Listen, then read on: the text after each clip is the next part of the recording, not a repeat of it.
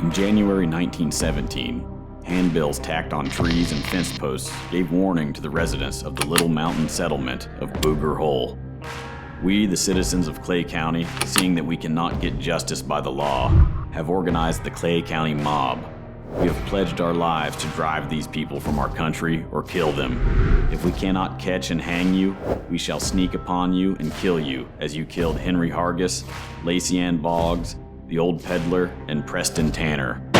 If before you leave there is any stealing, killing, or burning, we will get bloodhounds and detectives and run you to the ends of the earth.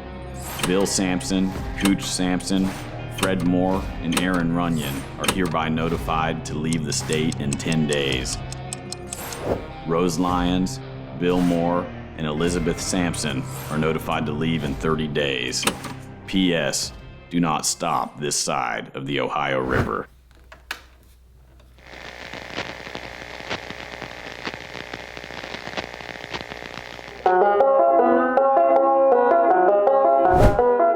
I'm Luke Boserman, and this is American Mythology, folklore, history, and the stories we tell.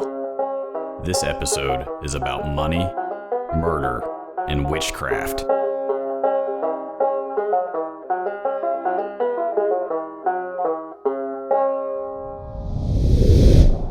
This story has it all. Dark history, mysterious murders, fact, legend, and everything in between. As I researched it, my mind kept coming back to words written in the Charleston Mail newspaper in 1917. The pushing back of the old frontiers until they have met the western oceans and disappeared in it appears to have left a few spots where the rough and lawless still abide, and murders in the old mystery days still survive. For some 20 years, we are told, there have been mysterious murders committed in that locality, which are of the Edgar Allan Poe kind. If Booger Hole is the kind of place it has been described to be, the sooner Booger Hole is taken off the map of West Virginia, the better for Booger Hole and the state. You don't have to take the newspaper's word for it, though. Old-time fiddler Wilson Douglas, who lived near Booger Hole, said, "I can tell a million tales about that place." He claimed to have seen ghostly figures, including a woman all in white with hair as black as a crow who cried and wailed. Lawman Daniel Cunningham wrote in his memoirs, "In and near this bogey hole, many murders and other crimes have been committed." Let's take a minute and talk about the name. You're probably thinking booger, like booger, but no. In this sense, booger means a dreaded person or thing. It's a variation of the term boogeyman. But if you want to sound authentic, it's booger, not booger. Remember, this takes place in Appalachia. So where is Booger Hole? You won't find it on a map these days. But in the early 1900s, Booger Hole was a log cabin settlement in an isolated hollow in the Rush River Valley of Clay County, West Virginia. From just before the turn of the century to the end of World War I, there were several deaths and disappearances in Booger Hole. This place was like the Bermuda Triangle of West Virginia. We're going to examine each disappearance. Booger Hole's baptism by blood happened during the Civil War. At the time, the location was simply known as Rush Fork. Like many small communities during the Civil War, people in Rush Fork banded together to create home guard units to defend their homes from robbers and soldiers from either side who tried to pillage.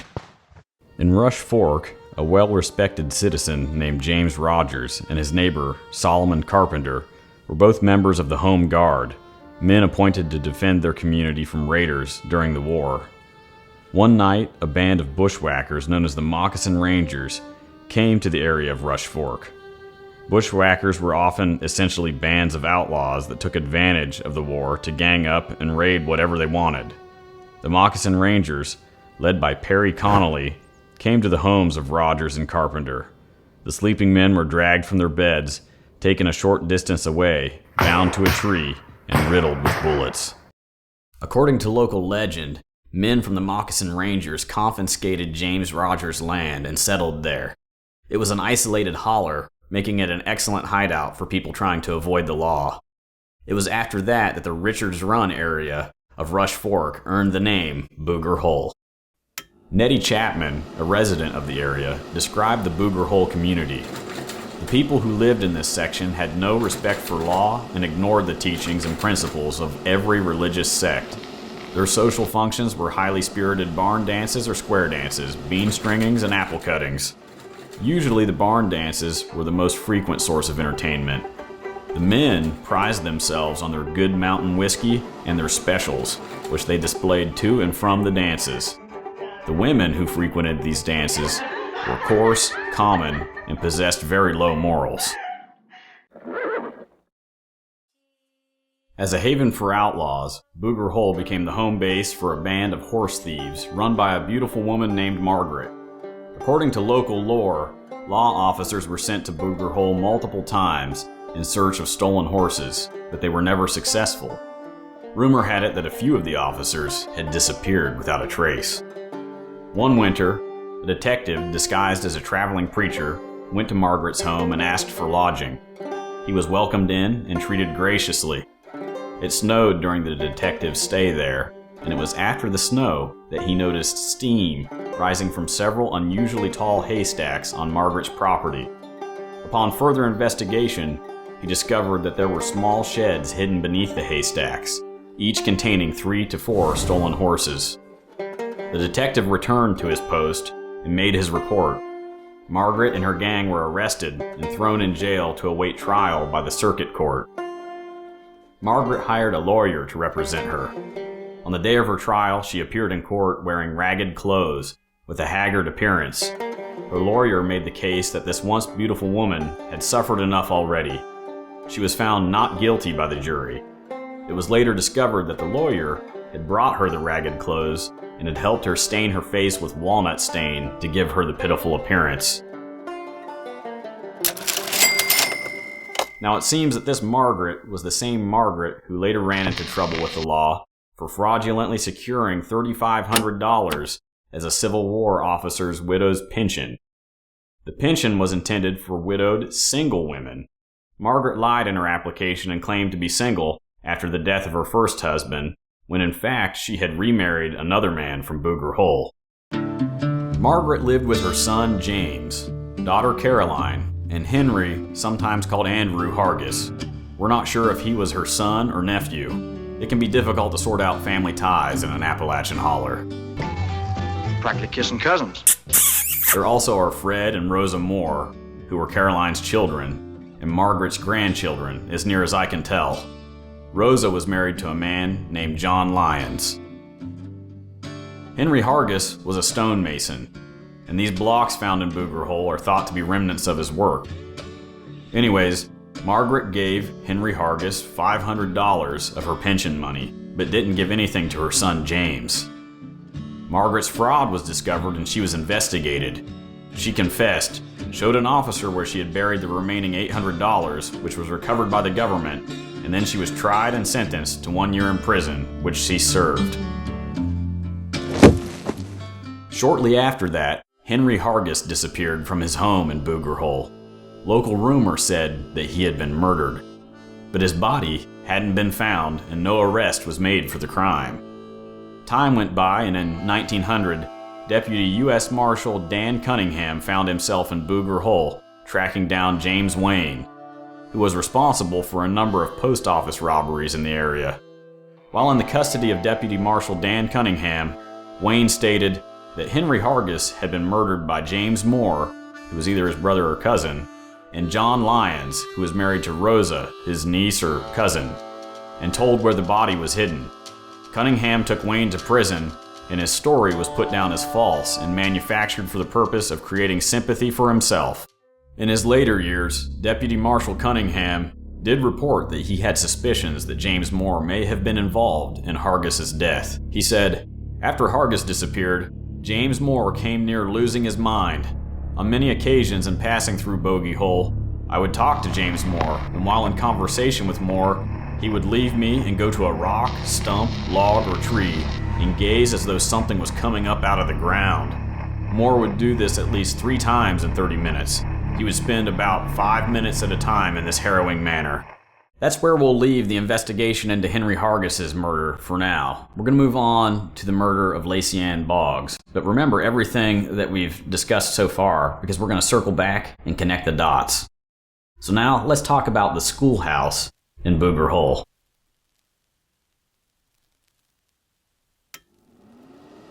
From what I've been able to find, this schoolhouse was a log building built by Squire Boggs, who was one of the few well-to-do men in the area of Booger Hole. He built the schoolhouse on his property to educate the local children. The families of Booger Hole, however, weren't interested in sending their children to school. To quote Daniel Cunningham, "I don't suppose there was a family in Boogie Hole that could read or write their names." So by the 1890s, the structure was abandoned. In 1899, an elderly widow named Lacey Ann Boggs came to Booger Hole with her 2 granddaughters. She was a relative of Squire Boggs, and he let her stay in his abandoned schoolhouse. Lacey and her granddaughters placed blankets over the broken windows and started a small garden.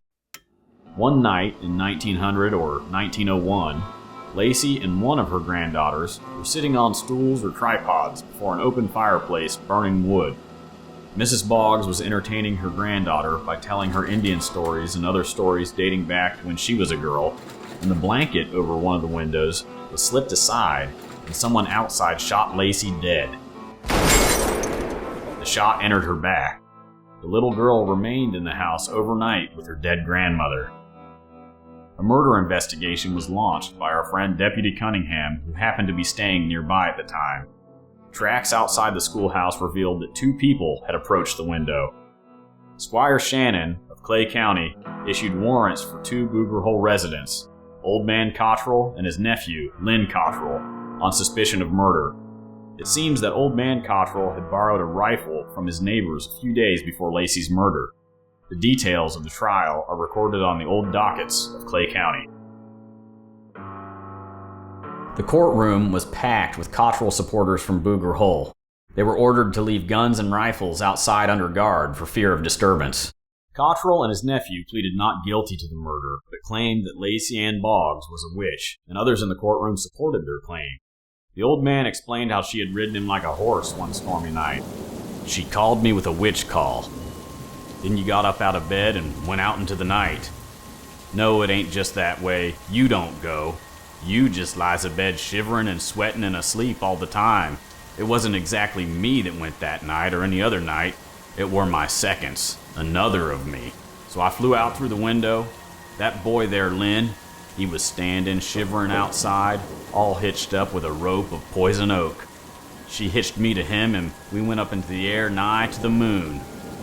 When we went too slow, a buzz of snake doctors stung us up." At that point, a voice from the crowd shouted, "Them wasn't no real snake doctors. Them was witch flies. Snake doctors that's real don't fly nights." Old Man Cottrell continued, "Whatsoever they was, they stung us right hard.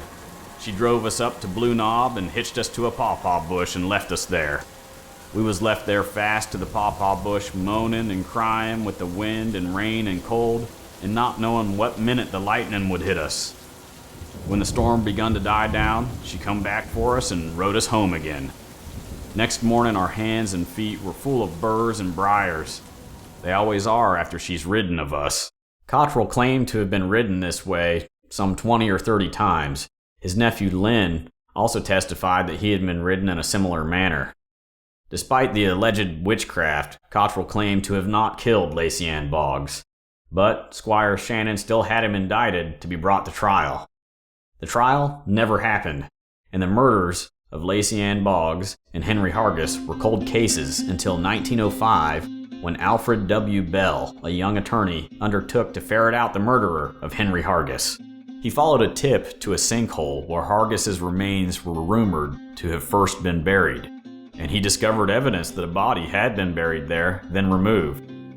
Bell continued his investigation and learned from Caroline Moore, James Moore's older sister, that a little girl who was living at Moore's house at the time that Henry Hargis disappeared had told a story about James Moore and John Lyons bringing something to Moore's house in a sheet and putting it under the floorboards. Bell followed the tip and found Hargis's grave under the floor of James Moore's house.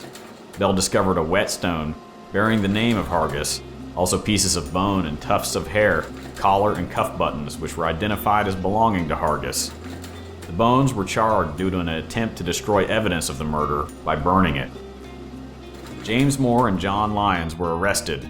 When the grand jury met, Caroline Moore, fearing that she might also be implicated in the crime, testified against her brother and son-in-law in a harrowing confession.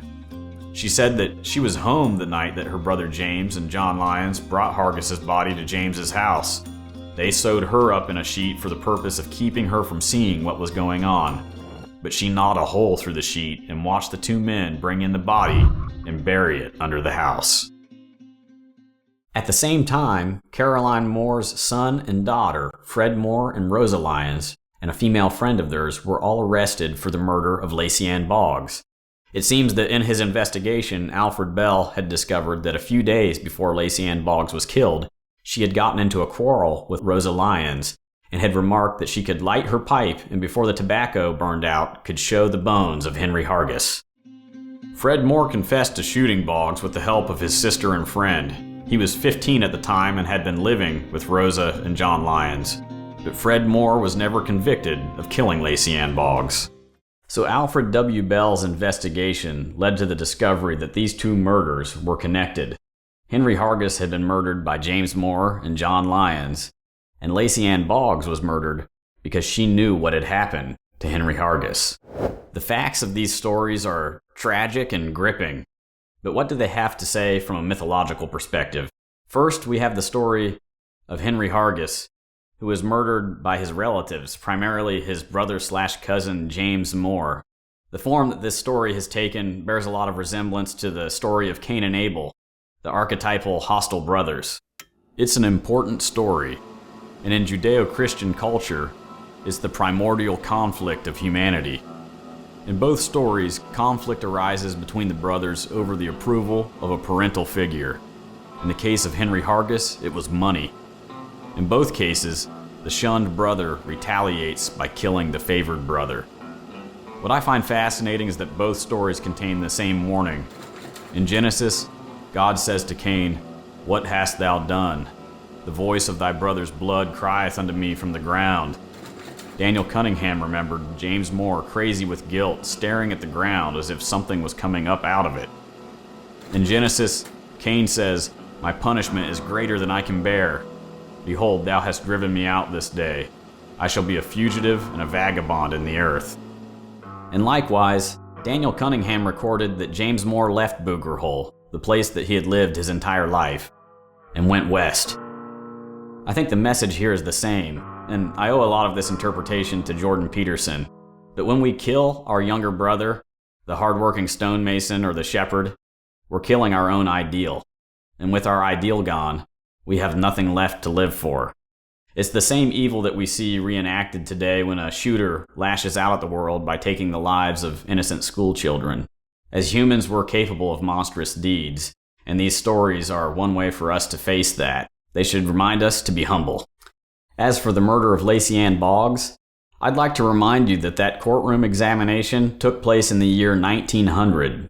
The famous Salem witch trials had taken place over 2 centuries prior to this, and yet here is a not-so-distant example of someone being accused of witchcraft in a courtroom in the United States. Kind of crazy to think about, isn't it? As antiquated as the idea of a witch trial seems to us these days, the underlying principle is still very much a part of human nature. This is a story about scapegoating. If you're not familiar with the term, it comes from the Old Testament. The ancient Israelites would take a pair of goats, sacrifice one, then symbolically transfer all of their sins to the remaining goat, which is called the scapegoat, and drive it out into the desert away from the community. In the social psychological sense, scapegoating is the practice of a group singling out a person for blame they don't deserve. Well-known examples of scapegoats include Jonah and even Christ. Lacey Ann Boggs wasn't actually killed for being a witch, but she was a scapegoat for the Booger Hole community. The court records from that day mention comments from the crowd, such as, "That was a right good killin'." As a scapegoat story, this has quite the twist in the fact that Lacey took information with her to the grave that would have benefited the community. She knew who killed Henry Hargis. It's worth mentioning that in the book America Bewitched, author Owen Davies says that, other than the claims of witchcraft, the Cottrell family was never mixed up in the foul deeds that happened around Booger Hole. and were eventually involved in changing the reputation of the place for the better. It's a reminder to us that otherwise good and sane people can get caught up in group hysteria and mob thinking. To quote Dwight D. Eisenhower, "The search for a scapegoat is the easiest of all hunting expeditions." We can think of this as one chapter in the story of Booger Hole, but there are more murders yet to come in this small, isolated holler, and they're even more sinister in some ways. So stay tuned for part 2 of this story. I want to take a minute to give credit where credit is due. First off, thanks to my buddy Matt Gardner for his camera and drone work. Second, you should check out the book America Bewitched by Owen Davies. I'll put a link in the description. It's full of good stories, including the court case around Lacey Ann Boggs' murder. And finally, the intro music for American Mythology was composed by Clifton Hicks. Cliff's YouTube channel is one of my favorites. He's an amazing banjo player and a dedicated historian of the instrument. I'll put a link to his channel in the description as well. I actually like his material so much that I support him on Patreon. And speaking of Patreon, American Mythology has one now. So if you'd like to support this channel, check it out and you'll get access to cool bonus content. Thanks.